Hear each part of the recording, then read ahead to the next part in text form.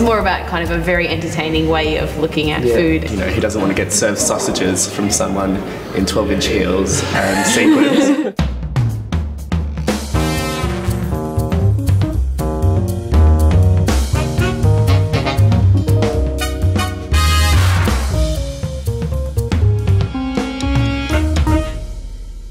I'm Kirby, and I'm a part of Butterfries, doing the all-you-can-stand buffet. And I'm Jenny, and I'm involved in the same thing. And I'm Damien, and I am also involved in the all-you-can-stand buffet.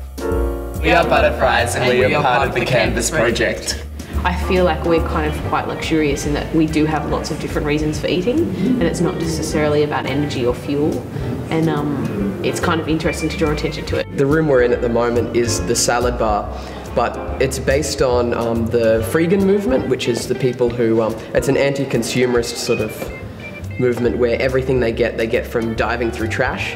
And then we've got one with an overbearing maternal figure, and she'll sort of take everyone into her house and force feed everyone like they were her babies. And that's sort of looking at that position that sort of happens where, particularly for some people, where they're forced into these domestic roles, but then that becomes their livelihood. And then we've got a bathroom, a sort of a seedy toilet. That's less of a concept and more just we want to feed people soup from a toilet.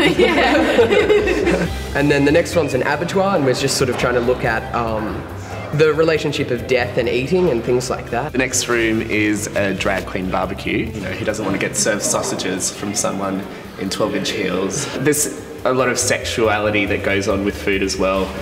Food that's phallic, food that's used in sexual acts.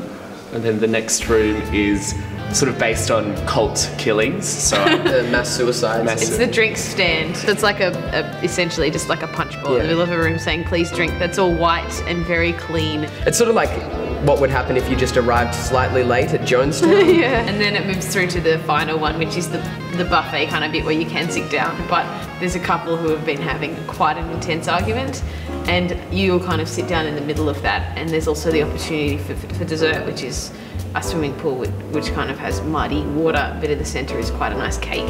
At a buffet, you kind of, or at any kind of free food occasion, you kind of go a bit crazy and you just eat as much as you can because it is free.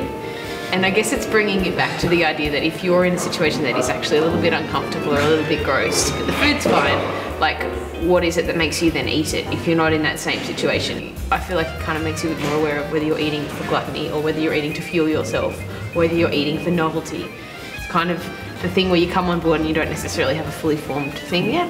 So it's really about making the most of the 3 weeks to create something and kind of being a bit scared the whole time. I guess the biggest difficulty is sort of accepting that it's a slow process. I think that, you know, you just sort of have to work your ideas through these sort of things. It's always a while before you start moving up to the, I guess, higher levels where you're more likely to get grants and more funding and things like that. it's really great to see how other people think and yeah, and I guess it's that process of trying to find the compromises and things like that where a lot of the great work really comes from. But with Butterfries, it's been really actually wonderful, and like it's a support. I think the best thing is if you're supportive of each other's ideas and respect each other's ideas.